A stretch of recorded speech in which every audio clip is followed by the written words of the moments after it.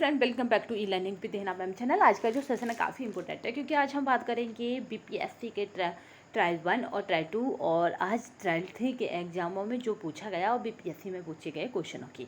चलिए तो स्टार्ट करते हैं क्योंकि आपको पता है कि PYQ क्वेश्चनों की अपनी एक अहमियत है जिसको हम कह नहीं सकते। ठीक है, प्रीवियस ईयर क्वेश्चन पेपर। ठीक है, तो इनका एक अपना वजूद होता है कि इनसे हमें ये पता है कि पूछा क्या जा रहा है, एग्जाम का पैटर्न में क्वेश्चन कहाँ से बन रहे हैं, हर बार वहीं से बनते हैं।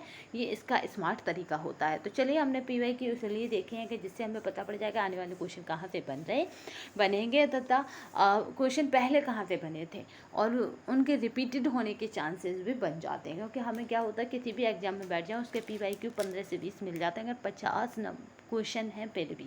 ठीक है, अगर यहाँ पर तो 120 क्वेश्चनों की श्रृंखला है तो 120 क्वेश्चनों में अमूमन आपको PYQ से 30 क्वेश्चन आराम से मिल जाएंगे। चलिए तो देख लेते हैं हिंदू मेला किसने संगठित किया। तो हिंदू मेले की बात की जाए तो हिंदू मेला बेसिकली यहाँ पर अगर एक बंदे की बात पूछी जाए तो राजनारायण बोस ने करा। बट ये बिहार है, BPSC है, तो यहाँ आ जाएगा एक से अधिक। ठीक है, तो ये इस तरह का भी ऑप्शन हो तो आप कर सकते हो। उपयुक्त में से एक से अधिक, देखिए उपयुक्त में से एक से अधिक। बिहार BPSC हमेशा ई तक रखता है ऑप्शनों को, तो BPSC 4 नहीं 5 ऑप्शन रखता है, याद रखिएगा। उपयुक्त में से कोई भी नहीं लिखता। तो यहाँ पे याद रखिएगा और नाम दिए नहीं गए हैं तो इसलिए हमारा जो राइट आंसर रह जाएगा वो है राजनारायण बोस। या ये कहेगा BPSC ने जो राइट आंसर माना वो ये माना। बट और नाम देख लेते हैं। मित्र मेला एक सामाजिक सांस्कृतिक संस्था थी जिसकी स्थापना 1800 यहाँ पर 67 में गणेश ठाकुर ने, और यहाँ पर याद रखिएगा दुजेंद्र नाथ ठाकुर, राजनारायण बोस और नवगोपाल मित्र के साथ मिलकर की थी। तो यहाँ पे बेसिकली ये चारे नाम याद रखिएगा। यहाँ पे आपको ये नाम याद रखने का रीज़न ये है कि गणेंद्र नाथ हो या फिर यहाँ पे दुजेंद्र नाथ या फिर राजनारायण या फिर नवगोपाल, ये चारों ही के चारों में से अगर आपको एक से अधिक नाम मिलते हैं तो आप लगाएंगे आंसर एक से अधिक। चलिए नेक्स्ट देखते हैं। 1784 ईस्वी में एशियाटिक सोसाइटी ऑफ बंगाल का आरंभ किसने किया था। तो यहाँ पे जो राइट आंसर हो जाएगा वो हो जाएगा विलियम जोन्स ने। ठीक है, विलियम जोन्स ने किया था। एशियाटिक सोसाइटी की स्थापना 15 जनवरी 1784 को विलियम जोन्स ने कोलकाता स्थित फोर्ट विलियम में की थी। पूरे एशियाई महाद्वीप में एशियाटिक सोसाइटी ज्ञान और संतुलन का सबसे पुराना केंद्र है। नेक्स्ट देखते हैं। भारतीय राष्ट्रीय कांग्रेस की अगर हम बात करते हैं तो इसका पहला अधिवेशन कहाँ हुआ था। तो पहला अधिवेशन इसका बम्बई में हुआ था, आपको पता ही है क्योंकि जहाँ इसकी स्थापना होती है वही इसका पहला अधिवेशन है। सन 1885 में ए.ओ. हुम ने भारतीय राष्ट्रीय कांग्रेस की स्थापना की थी। इसका पहला अधिवेशन दिसंबर 1885 में व्योमेश चंद्र बनर्जी, ठीक है, की अध्यक्षता में बम्बई में हुआ था। और यहीं पे 86 और 87 में याद रखिएगा दूसरा और तीसरा हुआ। तो 86 में दूसरा कहाँ हुआ था तो इस बार भी पूछा गया था BPSC ट्रायल 3 में। तो याद रखिएगा 86 वाला कोलकाता में हुआ था, 87 वाला आपका जो हुआ था वो मद्रास में हुआ था। ठीक है, यानी दूसरा कोलकाता, तीसरा मद्रास। यानी हमारे लिए कांग्रेस पढ़ना मोस्ट इम्पोर्टेंट है। दादा भाई नौरोजी व बदरुद्दीन तैयब जी की अध्यक्षता में हुआ। ठीक है, इन दोनों की अध्यक्षता में हुआ। चलिए नेक्स्ट देखते हैं। भारतीय राष्ट्रीय कांग्रेस की प्रथम महिला अध्यक्ष कौन थी। तो यहाँ पे जो राइट आंसर हो जाएगा वो हो जाएगा एनी बेसेंट। ठीक है, भारतीय राष्ट्रीय कांग्रेस की प्रथम महिला थी एनी बेसेंट थी। वर्ष 1917 में कलकत्ता में आयोजित भारतीय राष्ट्रीय कांग्रेस के अधिवेशन में उन्हें अध्यक्ष बनाया गया था। 1912 में पटना में होने वाले भारतीय राष्ट्रीय कांग्रेस के अधिवेशन के अध्यक्ष कौन थे। तो यहाँ पे जो राइट आंसर हो जाएगा वो हो जाएगा RN यहाँ पे मुदोलकर। ठीक है, RN मुदोलकर क्या है, भारतीय राष्ट्रीय कांग्रेस के अधिवेशन के अध्यक्ष हैं 1912 में। लखनऊ समझौते की बात की जाए तो ये क्या हो जाएगा, लखनऊ समझौता। तो लखनऊ समझौते की बात की जाएगी तो ये कब हुआ था, यानी लखनऊ पैक्ट। तो ये याद रखिएगा 1916 में हुआ था। चलिए नेक्स्ट देखते हैं। लखनऊ समझौता यानी दिसंबर 1916 लखनऊ में आयोजित इंडियन नेशनल कांग्रेस और मुस्लिम लीग के संयुक्त सत्र में दोनों दलों के बीच एक समझौता था। भारतीय राष्ट्रीय कांग्रेस का गया अधिवेशन कब हुआ था। तो याद रखिएगा गया अधिवेशन 1922 में हुआ था। भारतीय राष्ट्रीय कांग्रेस का गया अधिवेशन दिसंबर 1922 में आयोजित किया गया था। इसकी अध्यक्षता CR दास ने की थी। इसी अधिवेशन में CR दास ने, यहाँ पे याद रखेंगे, लेजिस्लेटिव काउंसिल में प्रवेश के समर्थन में एक संकल्प प्रस्तुत किया था। उन्होंने 1923 में मोतीलाल नेहरू के साथ मिलकर स्वराज्य पार्टी का गठन किया था। 1922 में आयोजित भारतीय राष्ट्रीय कांग्रेस का गया अधिवेशन के अध्यक्ष कौन थे? तो यहाँ पे जो राइट आंसर हो जाएगा वो चित्तरंजन दास थे। भारतीय राष्ट्रीय कांग्रेस के किस अधिवेशन में चंपारण समस्या चर्चा का विषय रहा? तो यहाँ पे जो राइट आंसर है वह उपयुक्त में से कोई नहीं। भारतीय राष्ट्रीय कांग्रेस के लखनऊ अधिवेशन 1916 में चंपारण समस्या चर्चा का विषय बना।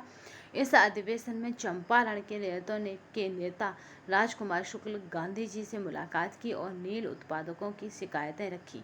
लखनऊ अधिवेशन में ही कृषि संकट की जांच के संबंध में ब्रजकिशोर प्रसाद द्वारा एक प्रस्ताव पेश किया गया था। राजकुमार शुक्ल के आग्रह पर गांधी जी चंपारण गए एवं 1917 में अपना पहला सफल सत्याग्रह किया। दिए गए विकल्पों में से कोई भी विकल्प यहाँ पे सही नहीं है। निम्नलिखित में से भारतीय राष्ट्रीय कांग्रेस के किस अधिवेशन में पहली बार मौलिक अधिकारों से संबंधित प्रस्ताव पारित किए गए थे? तो वो यहाँ पे है कराची अधिवेशन 1931। ठीक है, कराची अधिवेशन 1931 में पहली बार मौलिक अधिकारों से संबंधित प्रस्ताव पारित किए गए थे। इसके साथ ही राष्ट्रीय आर्थिक कार्यक्रम से संबंध प्रस्ताव भी पारित किए गए थे। इसी अधिवेशन में गांधी ने कहा था, गांधी मर सकता है, याद रखिएगा, परंतु गांधीवाद हमेशा जिंदा रहेगा। मोस्ट इम्पोर्टेंट अधिवेशन है, तो याद रखिएगा कराची अधिवेशन 1931। कराची अधिवेशन 1931 में गांधी जी ने खुद कहा था गांधी मर सकता है पर गांधीवाद नहीं। याद रखिएगा, कई एग्जामों में पूछा जा चुका है, मोस्ट इम्पोर्टेंट है। कराची अधिवेशन भारतीय राष्ट्रीय कांग्रेस का 45वां अधिवेशन था। सूरत अधिवेशन 1907 में भारतीय राष्ट्रीय कांग्रेस के गर्म दल और नरम दल में विभाजित हो गया था। इसकी अध्यक्षता राम बिहारी बोस ने की थी। याद रखिएगा, 1907 में दो पार्टों में बट गया था। 1905 में क्या हुआ था? बंगाल विभाजन हुआ था। जस्ट उसके बाद कांग्रेस दो पार्टों में बट गया था, गर्म दल और नरम दल। इसकी अध्यक्षता किसने की थी? तो रास बिहारी बोस ने की थी, जिसको बोला जाता RB बोस। इस तरह से अभी आ जाता है। गया अधिवेशन की अध्यक्षता 1922 में किसने की थी? तो CR दास ने की थी, याद रखेंगे। सुरक्षा बल सिद्धांत के आधार पर भारतीय राष्ट्रीय कांग्रेस की स्थापना ब्रिटिश सरकार को खतरों से बचाने के लिए थी। तो ये किसका कथन था? ये लाला लाजपत राय ने कहा था कि हमने इसीलिए इसकी स्थापना की थी क्योंकि वो क्या कर रहा था?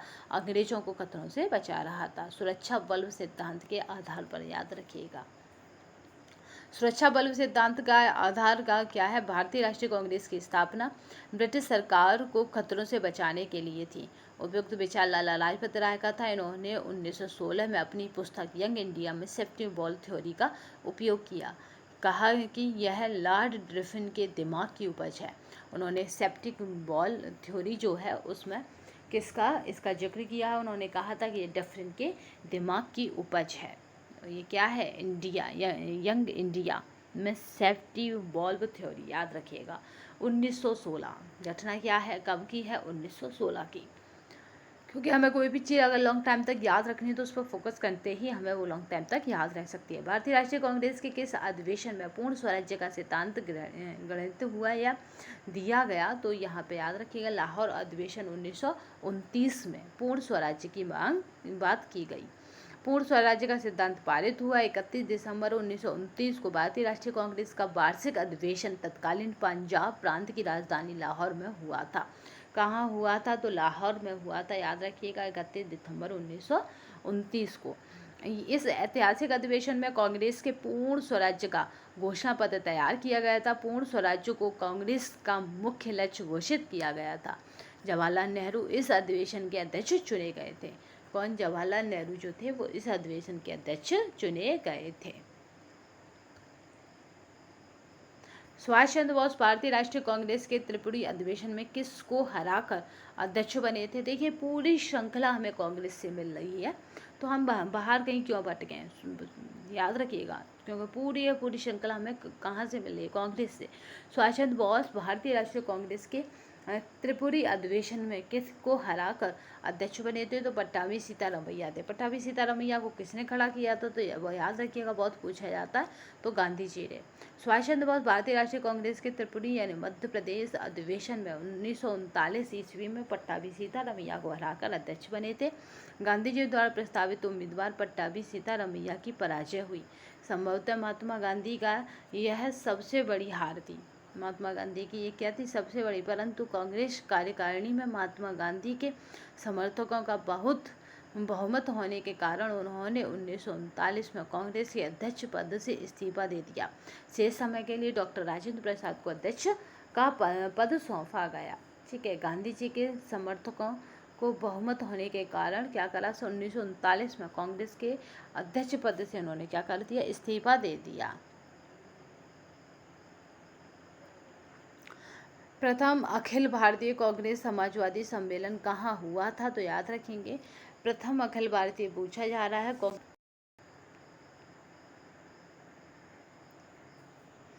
ठीक है, यहाँ पे प्रथम उसकी बात हो रही है कि प्रथम अखिल भारतीय कांग्रेस समाजवादी सम्मेलन, तो ये कहाँ पे हुआ था? तो बेसिकली ये पटना में हुआ था। चलिए नेक्स्ट देखते हैं। देखिए, कांग्रेस से काफ़ी क्वेश्चन पूछे गए हैं। ठीक है, तो यहाँ पे देख लेते हैं। प्रथम अखिल, आज मैं एक श्रृंखला बना दूंगी कि किस पोर्शन से कितने ज़्यादा क्वेश्चन पूछे गए हैं। तैयारी चाहे 1 हो चाहे 2 हो, और यहाँ पे बीपीएससी ट्रायल 1 हो, 2 हो और या फिर 3 हो। ठीक है, तो जिससे कि हमें अब जो एग्ज़ाम होगा, री एग्ज़ाम, उसके बारे में पता पड़े कि कहाँ से क्वेश्चन बन सकते हैं। इसके अध्यक्ष अगर पूछे जाए, प्रथम अखिल भारतीय कांग्रेस समाजवादी सम्मेलन पटना में हुआ था। यह सम्मेलन मई 1934 में हुआ था।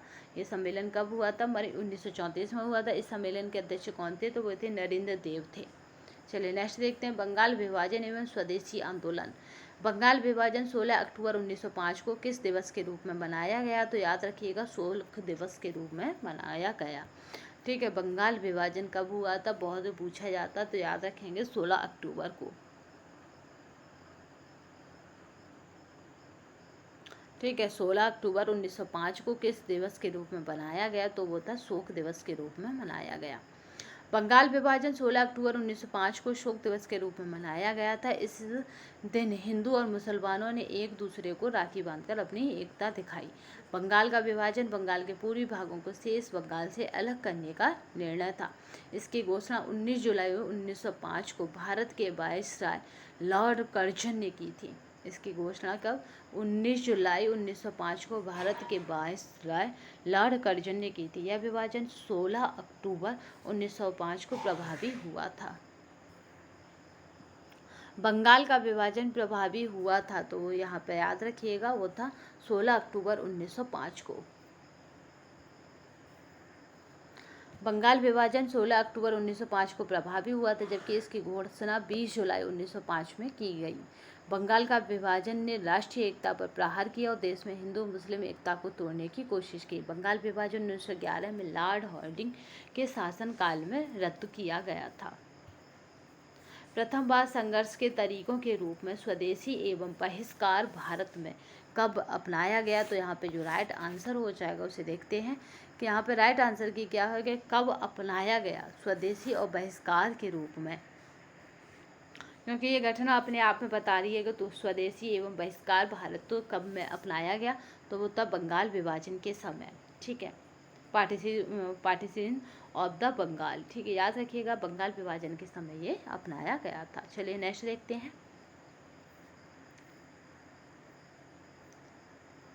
प्रथम बार संघर्ष के तरीकों के रूप में स्वदेशी एवं बहिष्कार को भारत में बंगाल विभाजन यानी 1905 के दौरान अपनाया गया था। तत्कालीन ब्रिटिश सरकार द्वारा बंगाल में बढ़ते राष्ट्रवाद को कमजोर करने के लिए प्रशासनिक बहाना बनाकर बंगाल का विभाजन 16 अक्टूबर 1905 को कर दिया। भारतीयों द्वारा लगातार विरोध के कारण 1911 में वायसराय लॉर्ड हार्डिंग ने विभाजन को रद्द कर दिया। चलिए नेक्स्ट देखते हैं। यहाँ पे मंगलार माटी मंगलार जल के लेखक कौन थे, जो मूल रूप से 1905 में लॉर्ड कर्जन द्वारा बंगाल के विभाजन के खिलाफ एक विरोध गीत था। और जिसके लिए पश्चिम बंगाल विधानसभा ने हाल ही में नए राजगान के रूप में यहाँ पे प्रस्ताव पारित किया है। ठीक है, तो इसको देख लेते हैं। बंगाल माटी बंगाल जल के लेखक कौन थे? तो याद रखिएगा, एकमात्र ऐसा व्यक्ति जिसको 2 राष्ट्रगान लिखने का गौरव प्राप्त है या जिसके 2 गान राष्ट्रगान हैं, तो वो कौन थे? रविंद्रनाथ टैगोर। ठीक है, एक भारत का और दूसरा बंगाल का। आमार सोमार करके भी है, तो यहाँ पे वो शब्द ना देकर क्या दे दिया है? यहाँ पे बांग्लार माटी बांग्लार जल। तो याद रखिएगा यहाँ पे बंगाल का। यहाँ पे याद रखिएगा इन कौन है वो, तो यहाँ पे याद रखेंगे बांग्लादेश का ये राष्ट्रगान बना। बांग्लार माटी बांग्ला जल के लेखक कौन है? जो मूल रूप से 1905 में लॉर्ड कर्जन के द्वारा, तो जिसको पश्चिम बंगाल विधानसभा ने हाल ही में नए राजगान के रूप में पारित या प्रस्तावित किया है। तो ये किसने कर लिया है? पश्चिम बंगाल ने। जबकि आमार सोमार करके कुछ ऐसे है, वो बांग्लादेश का है, वो भी इन्हीं ने लिखा है, रविंद्रनाथ टैगोर ने। तो इस तरह से 3 राष्ट्रगान अब तक हो गए इनके। बांग्लार माटी बांग्लार जल के लेखक रविंद्रनाथ टैगोर थे, जो मूल रूप से 1905 में लॉर्ड कर्जन द्वारा बंगाल के विभाजन के खिलाफ एक विरोध गीत था। इसके लिए पश्चिम बंगाल विधानसभा ने हाल ही में नए यहाँ पर राजगान के रूप में एक प्रस्ताव पारित किया है। चलिए नेक्स्ट देखते हैं। मुस्लिम लीग एक होम रूल लीग आंदोलन है। तो निम्नलिखित में से भारत की स्वतंत्रता के प्रति मुस्लिम लीग के दृष्टिकोण के बारे में कौन सा सही है? तो यहाँ पे जो राइट आंसर हो जाएगा कि मुस्लिम लीग के बारे में कौन सा सही है, ये पूछा जा रहा है। तो यहाँ पे जो राइट आंसर है उसे देख लेते हैं। ठीक है, कौन सा सही है? इसने क्रिप्स मिशन 1942 का प्रस्ताव इस आधार पर अस्वीकृत किया कि उनकी यहाँ पर पाकिस्तान की मांग को स्वीकार नहीं किया गया था। इसने केवल योजना यानी 1945 को अस्वीकृत किया क्योंकि उनकी स्वतंत्रता पाकिस्तान की मांग को यह कमज़ोर कर सकती थी। और नेक्स्ट देखते हैं, यहाँ पे इसने कैबिनेट मिशन प्रस्ताव को अस्वीकार किया और 1946 में गांधी कार्रवाई का सहारा लिया। तो इस तरह का इसमें ये पूछा जा रहा है कि क्या सही है। तो देखिए यहाँ पे उपयुक्त में से एक से अधिक, क्योंकि जो यहाँ पे राइट आंसर बनेगा उसे देखते हैं। भारतीय स्वतंत्रता के प्रति मुस्लिम लीग के दृष्टिकोण के संदर्भ में किए गए प्रश्न में से एक से अधिक विकल्प सत्य है, क्योंकि मुस्लिम लीग के क्रिप्स मिशन के प्रावधानों में मुसलमानों के आत्मनिर्भरता के सिद्धांत तथा पृथक पाकिस्तान की मांग को स्वीकार नहीं किया गया। लॉर्ड यहाँ पे वेवेल ने भारत में गतिरोध को हल करने के लिए ब्रिटिश सरकार के प्रस्तावों को भारत की जनता के सामने प्रसारित किया, जिसे वेवेल योजना कहा गया। मुस्लिम लीग ने वेवेल योजना यानी 1975 को अस्वीकृत किया क्योंकि उनकी स्वतंत्र पाकिस्तान की मांग को यह कमज़ोर कर सकती थी। 1946 में मुस्लिम लीग ने कैबिनेट मिशन के प्रस्ताव को अस्वीकार किया तथा इससे खुद को अलग कर लिया। 1946 में सीधी कार्रवाई का सहारा लिया, जिसके बाद देश भर में दंगे शुरू हो गए। चलिए नेक्स्ट देखते हैं। ऑल इंडिया मुस्लिम लीग ने किस वर्ष अलग पाकिस्तान की मांग का प्रस्ताव रखा था? तो ऑल इंडिया की बात की जाएगी तो वो क्या हो जाएगा? तो वो हो जाएगी, याद रखिएगा, 23 मार्च 1940 को। 23 मार्च 1940 को ऑल इंडिया मुस्लिम लीग के लाहौर अधिवेशन में भारत से पृथक पाकिस्तान राज्य की मांग का प्रस्ताव रखा था। 1915 में यहाँ पे होम रूल लीग किसने प्रारंभ की थी? तो 1915 की होम रूल लीग की बात की जाएगी तो उपयुक्त में से कोई नहीं। तो यहाँ पे देख लेते हैं कि क्या आंसर रहेगा। भारत में होम रूल आंदोलन की शुरुआत एनी बेसेंट तथा बाल गंगाधर तिलक के नेतृत्व में शुरू किया गया था। होम रूल आंदोलन आयरलैंड के होम रूल आंदोलन से प्रभावित था। होम रूल आंदोलन के प्रचार प्रसार के लिए तिलक ने अप्रैल 1916 में तथा एनी बेसेंट ने सितंबर 1916 में होम रूल की स्थापना की थी। अप्रैल में तिलक ने की थी और सितंबर में एनी बेसेंट ने की थी कि 1916 में ही है, तो जब महीना ना हो तो 1916 ही रहेगा।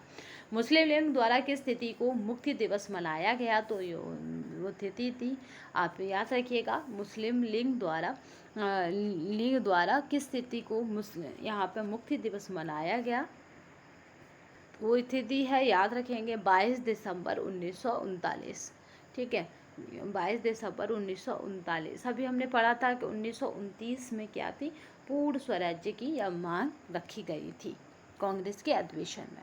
देखिए यहाँ पे कितने क्वेश्चन बन रहे हैं कि किस तरह के हैं ये सारी नेचर आप देखिए बार हैं, बट उसके बाद भी हम एक ऐसी वीडियो बना देंगे कि किस किस पोर्शन से आपको क्या क्या क्या पढ़ना है यहाँ पे। 22 दिसंबर 1939 को मुस्लिम लीग के अध्यक्ष मोहम्मद अली जिन्ना के नेतृत्व में कई भारतीय मुसलमानों ने मुक्ति दिवस मनाया था। मुस्लिम लीग परिषद ने 16 अगस्त 1946 को प्रत्यक्ष कार्रवाई दिवस के रूप में घोषित किया। जिस स्थान पर विजय तिलक ने होम रूल लीग की स्थापना की 1916 में की थी, तो वो था पूना।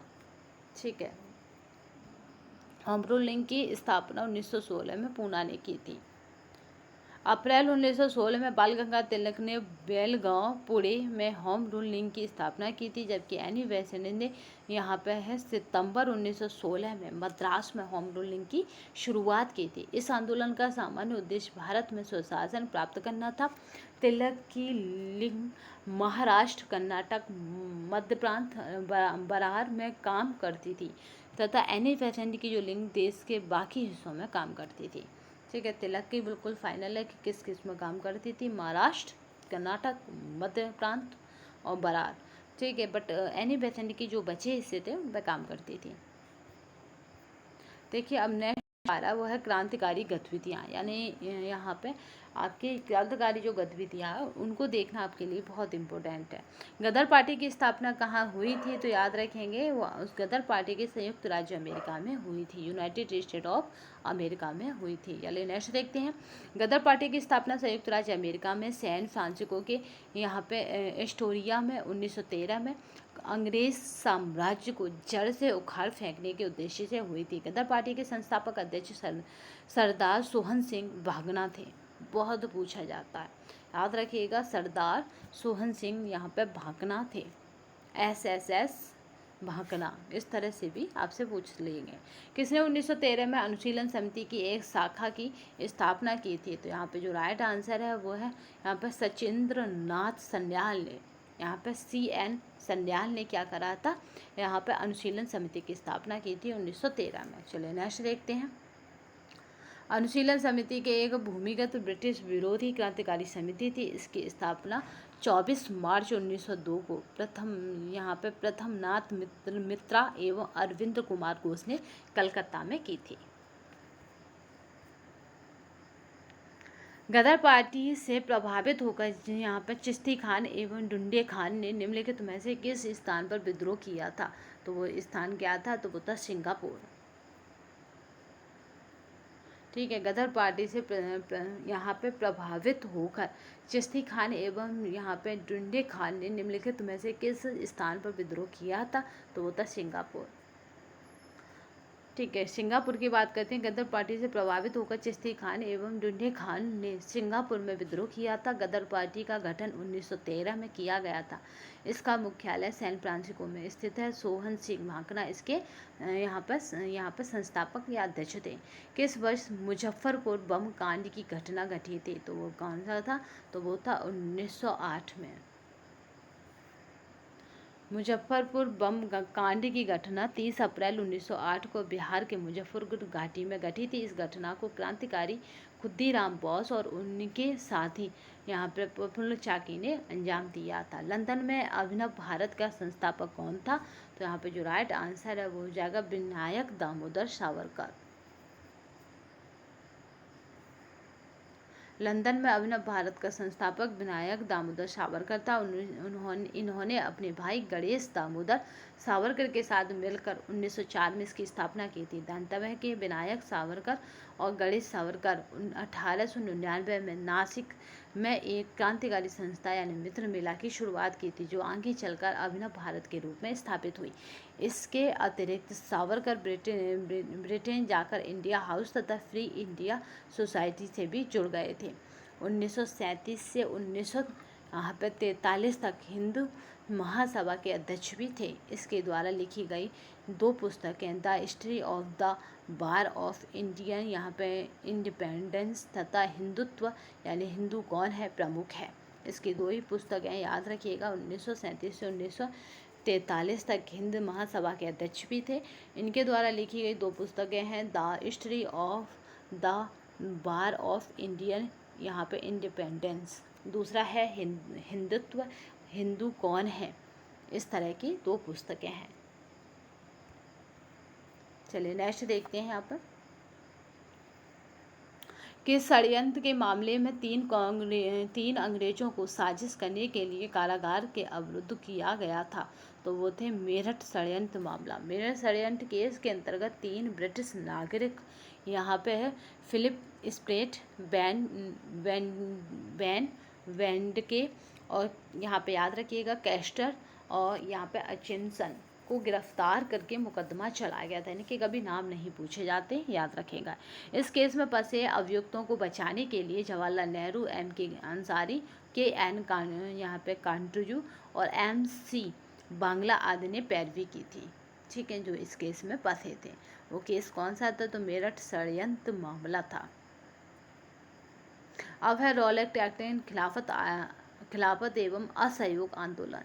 असहयोग आंदोलन को निलंबित किया गया था, तो याद रखेंगे 1922 में। असहयोग आंदोलन को चोरी या चोरा चोरी है, ठीक है, हमने जहाँ तक पढ़ा है चोरी चोरी नहीं, चोरा चोरी कांड के पश्चात वर्ष 1922 में निलंबित किया गया था।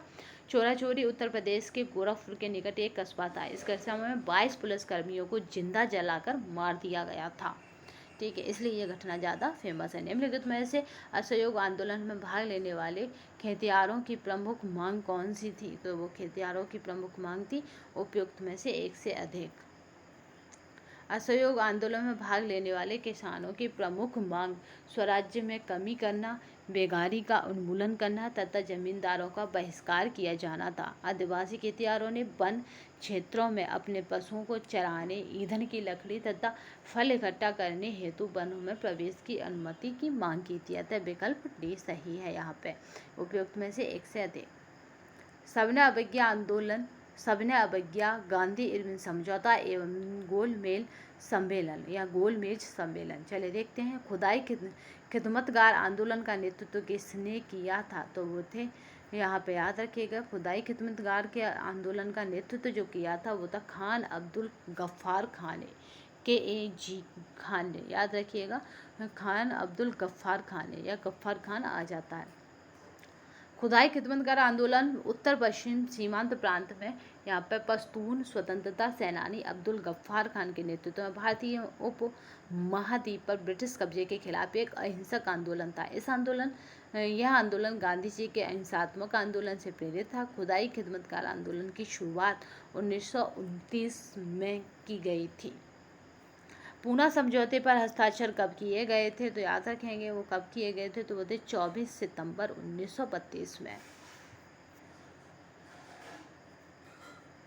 पूना समझौता सी राजगोपालचारी जयकर और यहाँ पे तेज बहादुर सप्रू, घनश्याम दास बिरला इत्यादि नेताओं के प्रयासों से 24 सितंबर 1932 को महात्मा गांधी और दलित नेता यहाँ पे BR अम्बेडकर के बीच हुआ था, जिसे पूना समझौते के नाम से जाना जाता है। इस समझौते के तहत अम्बेडकर ने पृथक निर्वाचन मंडल को छोड़ दिया और उन्हें विधानमंडल के अंदर हिंदुओं के अंतर्गत ही स्थानों का आरक्षण प्रदान किया गया।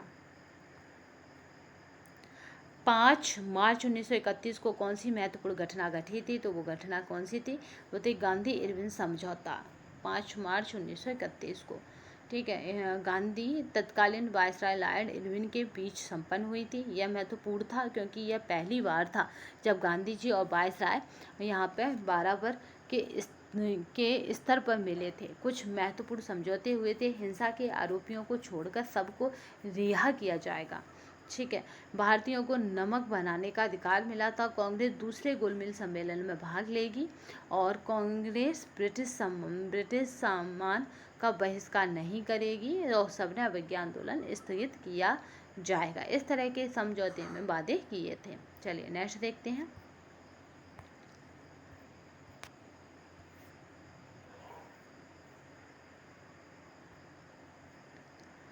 लॉर्ड लिंटन का संबंध यहाँ पे एल्बर्ट विल से नहीं है। एल्बर्ट विल 1883 में प्रस्तावित एक विवादास्पद विधेयक था जिसमें वरिष्ठ भारतीय न्यायाधीशों को यूरोपीय अपराधियों की सुनवाई करने की अनुमति देने की मांग की गई थी।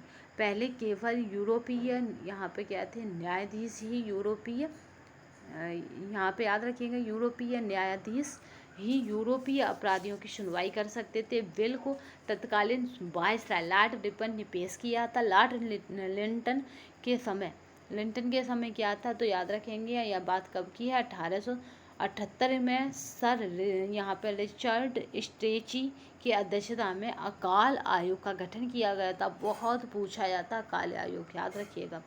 और यहाँ पे याद रखेंगे 1878 ईस्वी में सत्र अधिनियम तथा वर्नाकुलर प्रेस एक्ट पारित हुआ था। वर्नाकुलर प्रेस एक्ट कब पारित हुआ था, तो 1878 में, याद रखिएगा, बहुत पूछा जाता। किस स्थिति को अगस्त क्रांति 1942 के दौरान लिन निथिंगो ने पटना एवं उसके आसपास की भीड़ पर गोली चलाने का आदेश दिया था, तो उपयुक्त में से कोई नहीं, यहाँ देख लेते हैं।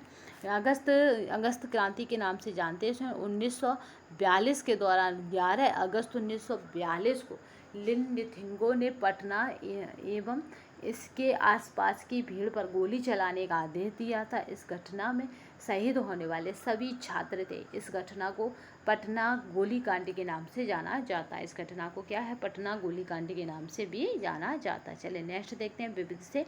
विदेशों में भारतीय राष्ट्रीय ध्वज प्रथम बार किसने फहराया था, तो वो थे यहाँ पे मैडम भीकाजी कामा ने, जिन्होंने विदेशों में भारतीय ध्वज प्रथम बार फैलाया था। ठीक है। स्वतंत्रता सेनानी थी जिन्होंने 1907 में पहली बार विदेशी धरती पर यानी जर्मनी के स्टॉकगॉट नगर में भारतीय झंडा फहराया था। भीकाजी कामा को भारतीय क्रांति की जननी के रूप में जाना जाता है। चलिए नेक्स्ट देखते हैं। इनमें से कौन इंग्लैंड में भारत के यहाँ पे अनाधिकारिक दूत बने, तो अनाधिकारिक दूत की बात की जाएगी तो वो हो जाएगा दादा भाई नौरोजी। ठीक है। 1800 यहाँ पे 66 ईस्वी में ईस्ट इंडिया एसोसिएशन की स्थापना कर दादा भाई नौरोजी ने ब्रिटिश जनता और संसद को भारतीय विषय में अवगत कराया था। भारतीयों के पक्ष में इंग्लैंड में जन समर्थन तैयार किया, इसीलिए वे भारत के दूत कहे जाते हैं। इन्हें सम्मानपूर्वक भारत का वयोवृद्ध पुरुष यानी यहाँ पर grand old man of India कहा जाता है। भारत सरकार अधिनियम 1935 को किसने यहाँ पे गुलामी का चार्ट बताया। ठीक है।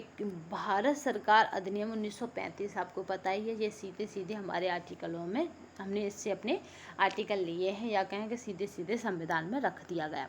गुलामी का चार्ट बताया है, तो किसने इसको गुलामी का चार्ट बताया है, तो यहाँ ऑप्शन में कोई नहीं है। आगे देखते हैं। याद रखिएगा ऑप्शन में बीपीएससी हमेशा 5 ऑप्शन रखता है, इसलिए और आपसे गलतियाँ होती हैं। भारत शासन अधिनियम 1935 को दास्ता या गुलामी का चार्टर जवाहरलाल नेहरू ने कहा था। इसके साथ ही उन्होंने इसे एक कार जिसमें ब्रेक तो है पर इंजन नहीं भी कहा था। जिन्ना ने इस एक्ट को पूर्णतः सड़ा हुआ मूल रूप से बुरा कहकर पूर्णतः अस्वीकृत कर दिया था। इसी एक्ट द्वारा बर्मा यानी म्यांमार को भारत से अलग कर दिया गया था, जबकि यही एक्ट उठकर बाद में पूरा जुड़ा। तो ऐसा क्या रीजन था इतिहास में कि इसको अस्वीकार करते हुए स्वीकार कर लिया गया। ठीक है। जवाहरलाल नेहरू ने इसे क्या कहा था, गुलामी या दास्ता का चार्टर कहा था, और जिन्ना ने इसे सड़ा हुआ मूल रूप से बुरा कहा था। यही बंगाल विभाजन या म्यांमार के विभाजन का कारण था। अंग्रेजों ने भारत पर लंबे समय तक राज्य कैसे किया, तो यहाँ पे याद रखेंगे कैसे किया, तो कैसे किया था, बांटो और राज्य करो की नीति के कारण। Policy of the divide of the rules बहुत पूछा जाता है। बांटो, पहले उन्हें बांट दो भारतीयों को, उसके बाद उनके ऊपर राज्य करो, क्योंकि बांटने से वो क्या हो जाते हैं, कमज़ोर हो जाते हैं। अंग्रेजों ने भारत पर लंबे समय तक शासन करने के लिए बांटो और राज्य करो की नीति का सहारा लिया। शुरू में हिंदू और मुसलमानों को लड़ाया गया और उसके बाद हिंदुओं को भी आपस में दलित और पिछड़ों के आधार पर लड़ाया गया। मालेमिंटो सुधार, मॉन्टेग्यू चैम्सफोर्ड सुधार, मुस्लिम लीग की स्थापना, सांप्रदायिक यहाँ पे पंचायत आदि के प्रमुख उदाहरण हैं। यहाँ पे बात कर लेते हैं 1800 यहाँ पे 63 में इंडियन सिविल सर्विस पास करने वाले प्रथम भारतीय इनमें से कौन थे। तो यानी याद रखिएगा इंडियन सिविल सर्विस किसने पास की थी, तो यहाँ पे याद रखेंगे। देखिए सारे नाम आपस में इसलिए बना दिए हैं कि आप क्या करें, कंफ्यूजन में पड़ जाएं। बट यहाँ पे जो राइट आंसर हो जाएगा उसे हम देख लेते हैं, क्योंकि सब देखो ठाकुर बनर्जी, क्योंकि आपको पता ही है कि इसी तरह का वो नाम था। ठीक है, तो यहाँ पे देख लेते हैं, वो हो जाएंगे तो यहाँ पे सत्येंद्र नाथ ठाकुर। चलिए नेक्स्ट देखते हैं।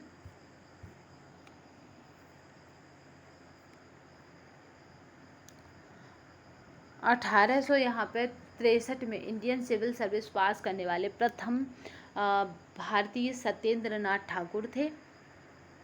सत्येंद्र नाथ ने 1800 यहाँ पे 65 में अहमदाबाद के सहायक मजिस्ट्रेट और कलेक्टर के पद पर काम शुरू किया था। वे सिविल सर्विसेज में लगभग 30 सालों तक रहे।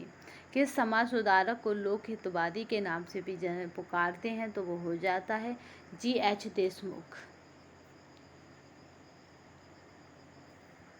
ठीक है, गोपाल हरि देशमुख को लोक हितवादी के नाम से जाना जाता है। गोपाल हरि देशमुख महाराष्ट्र के एक समाज सुधारक और तर्कवादी थे। इन्होंने ब्रिटिश राज के तहत न्यायाधीश का पद संभाला था। किस वर्ष मोहम्मडन एंग्लो ओरिएंटल कॉलेज की स्थापना हुई थी, तो याद रखेंगे इनमें से कोई नहीं। 1877 ईस्वी में सर सहमद अहमद ने अलीगढ़ में मोहम्मडन एंग्लो ओरिएंटल कॉलेज की स्थापना की, जिसका उद्देश्य ब्रिटिश शिक्षा प्रणाली के अनुरूप एक कॉलेज का निर्माण करना था, लेकिन इसके इस्लामी मूल्यों में समझौता किए बिना। ठीक है, महात्मा गांधी का राजनीतिक गुरु कौन था, तो यहाँ पे याद रखेंगे कि इसमें ऑप्शन में कोई है ही नहीं। तो दूसरा देखते हैं, महात्मा गांधी के राजनीतिक गुरु कौन थे, तो गोपाल कृष्ण गोखले थे। ठीक है, जी के गोखले थे, याद रखेंगे। गोखले का आदर्श वाक्य था, सार्वजनिक जीवन को आध्यात्मिक बनाना था। गोखले का आदर्श वाक्य क्या था कि जो सार्वजनिक जीवन है लोगों का, उसको भी हमें आध्यात्मिक बनाना है। चलिए नेक्स्ट देखते हैं। मशहूर नारा इंकलाब जिंदाबाद किसने दिया था, तो इंकलाब जिंदाबाद की अगर बात की जाएगी तो वो दिया था अशरफ मोहानी ने। ठीक है, अशरफ मोहानी ने दिया था, जो सबसे आज़ादी का सबसे फेमस नारा बना। मशहूर नारा इंकलाब जिंदाबाद अशरफ मोहानी ने दिया था। मौलाना अशरफ मोहानी ने 1921 में इस नारे की शुरुआत की थी। यह एक प्रसिद्ध स्वतंत्रता सेनानी और उर्दू कवि थे। इंकलाब जिंदाबाद हिंदुस्तान रिपब्लिक एसोसिएशन का आधिकारिक नारा था। ठीक है, याद रखेंगे, इसका आधिकारिक नारा था। 1929 में केंद्रीय असेंबली में बम फेंकते समय भगत सिंह और B.K. दत्त द्वारा इंकलाब जिंदाबाद का नारा लगाया गया। इनमें से कौन अहरार आंदोलन से संबंधित थे, तो यहाँ पे जो राइट आंसर हो जाएगा वो हसन-ए-महम थे। अहरार आंदोलन की स्थापना 1910 में की गई थी। इनका नेतृत्व तो मौलाना मोहम्मद अली और हकीम यहाँ पे अजमल खान और हसन इमाम और मजहर उल हक ने किया था। अहरार आंदोलन का नेता लखनऊ समझौते 1916 के खिलाफ थे। नेक्स्ट देखते हैं।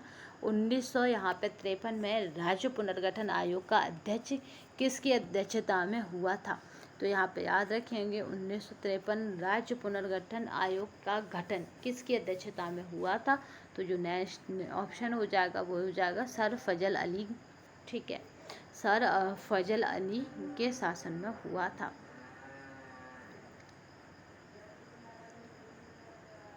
स्थापना फजल अली की अध्यक्षता में दिसंबर 1900 यहाँ पर 53 में की गई थी। K.M. पणिकर और H.N. कुंजरू राज्य पुनर्गठन आयोग के सदस्य थे।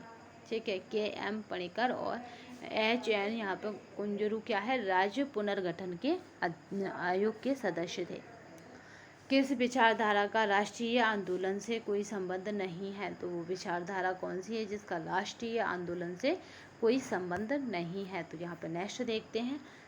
वो विचारधारा इनमें से कोई नहीं थी, तो यहाँ देखते हैं। तीनों विचारधाराओं का संबंध राष्ट्रीय आंदोलन से रहा, जहाँ कांग्रेस की स्थापना प्रारंभिक चरणों में उदारवादी प्रमुखता से छाई रही। वहीं बाद का काल गांधी युग से संबोधित किया गया था।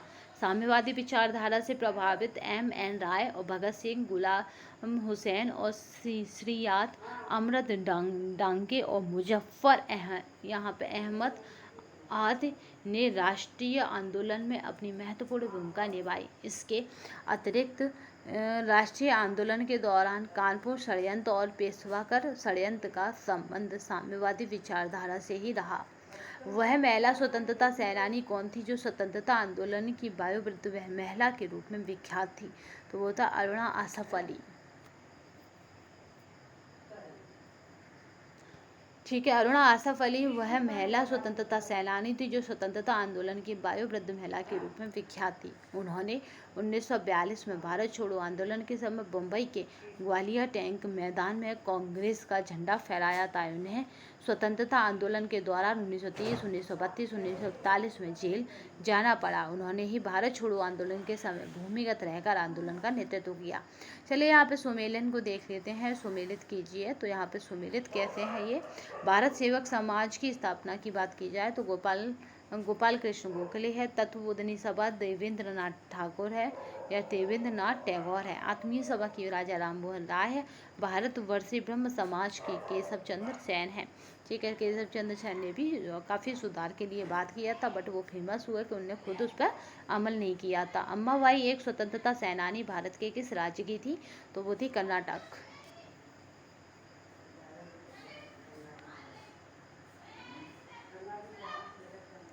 ठीक है, अम्माबाई एक स्वतंत्रता सेनानी भारत के कर्नाटक राज्य की मूल निवासी थी। इन्होंने उडुपी में शराब और विदेशी कपड़ों की दुकानों का विरोध किया। 12 वर्ष की आयु में उन्होंने विवाह हो गया था। 16 वर्ष की आयु में उन्होंने अपने पति को खो दिया था। इसके बाद वह भारतीय स्वतंत्रता की लड़ाई में शामिल हो गई थी।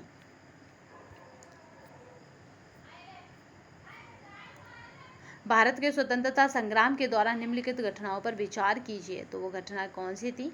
तो चलिए यहाँ पे देख लेते हैं।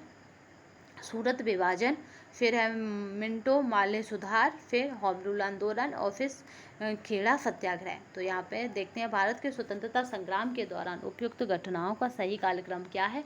सूरत विभाजन 1907 था, माले मिंटो सुधार 1909 था, होम रूल आंदोलन 1916 था और खेड़ा सत्याग्रह 1918 था। यहाँ पे लॉर्ड मेयो के 1870 के संकल्प के बारे में निम्नलिखित में से कौन सा कथन सही है? तो यहाँ पे कौन सा है? तो यहाँ पे याद रखेंगे सभी सही हैं, 1 2 3 4 ही सही हैं यहाँ पे। तो हमारा राइट आंसर हो जाएगा डी। और लॉर्ड मेयो के 1870 के संकल्प के बारे में निम्न प्रावधानों का उल्लेख था। ठीक है, यहाँ पे देख लेते हैं। केंद्रीय और प्रांतीय वित्त को विभाजित करने वाला यह पहला कदम था। प्रांतीय सरकारों को कुछ सेवाएं यहाँ पर प्रसारित करने का अधिकार दिया गया। इसने मौजूदा असमानता को सुधारने का प्रयास किया। इसने प्रांतों की वास्तविक आवश्यकताओं पर ध्यान केंद्रित किया। तो यहाँ पे जो राइट आंसर हो जाएगा वो जाएगा डी। लॉर्ड मेयो के 1870 के संकल्प के बारे में देखते हैं कि यहाँ पे सभी स्थल नहीं है। ठीक है, यूनेस्को की विश्व धरोहर में स्थल नहीं है। तो वो कौन सा है? तो वो है इंडिया गेट, कुतुब मीनार, लाल किला, ये दोनों हैं। चलिए नेक्स्ट देखते हैं। लाल किला को 1907 में, कुतुब मीनार को 1993 में शामिल किया गया था। ये क्या करता है? जिस धरोहर को गोद ले लेता है उसकी हिफाजत करता है, या फिर कहें उसकी हिफाजत की जाती है। डॉक्टर बी आर अम्बेडकर के विषय में निम्न में से सत्य कथन है। तो इनमें से उपयुक्त में से एक से अधिक। तो देख लेते हैं यहाँ पे। डॉक्टर बी आर अम्बेडकर का जो जन्म था वो 14 अप्रैल 1891 को महू यानी मध्य प्रदेश में हुआ था। इनके पिता का नाम रामजी मालोजी यहाँ पे याद रखिएगा सकपाल और माता का नाम भीमाबाई था। अम्बेडकर ने मूक नायक का प्रकाशन किया था। इन्होंने बहिष्कृत हितकारिणी सभा की स्थापना की थी। बी आर अम्बेडकर को देहांत 1956 में नई दिल्ली में हुआ था। उपयुक्त में से एक से अधिक उत्तर सही थे। भारतीय स्वतंत्रता संघर्ष के दौरान किसने स्वदेश बांधव समिति का गठन किया था? तो यहाँ पे है अश्विनी कुमार दत्त ने। भारतीय स्वतंत्रता संघर्ष के दौरान अश्विनी कुमार दत्त ने 6 अगस्त 1905 को स्वदेश बांधव समिति की स्थापना की थी, जिसका उद्देश्य स्वदेशी वस्तुओं की खपत को बढ़ावा देना था। बरिसाल हितैषी नामक साप्ताहिक पत्र का प्रकाशन अश्विनी कुमार ने किया था। नेक्स्ट देखते हैं यहाँ पे क्या है। तो यहाँ पे इस तरह से यहाँ पे दे रखे हैं, तो यहाँ पे जो आंसर बनेगा उसे देख लेते हैं। ठीक है, तो यहाँ पे क्या है कि देखते हैं गरीबी हटाओ, तो ये क्या था, इनका नारा था। ठीक है, क्योंकि दो गरीबी हटाओ किसका था, तो ये इंदिरा कांग्रेस का था। लोकतंत्र बचाओ किसका है, जनता दल का। जोतने वालों की भूमि, तो ये था यहाँ पे वाम मोर्चा। अब जो बचा यहाँ पे तेलुगुओं के स्वाभिमान की रक्षा, तो ये था यहाँ पे NT रामाराम। ठीक है, रामाराम का। चलिए नेक्स्ट देखते हैं। अगर यहाँ पे देखा जाए तो गरीबी हटाओ इंदिरा कांग्रेस है, लोकतंत्र बचाओ जनता दल है, जोतने वालों की भूमि वाम मोर्चा है। और नेक्स्ट क्वेश्चन देखते हैं। 1938 में किसकी अध्यक्षता में राष्ट्रीय योजना समिति की स्थापना हुई थी, तो बोलते जवाहरलाल नेहरू की अध्यक्षता में। तो चलिए नेक्स्ट देखते हैं। यहाँ पे देखिए हमारा पूरा इतिहास कंप्लीट हो गया है BPSC का। जस्ट उसके बाद हम दूसरी श्रृंखला किसको स्टार्ट करेंगे, तो भूगोल को करेंगे। इतिहास हमने 2 पार्टों में कंप्लीट कर लिया है। तो आज के सेशन में बस इतना ही। नेक्स्ट सेशन में फिर मिलेंगे, तब तक के लिए धन्यवाद। वंदे मातरम, जय हिंद।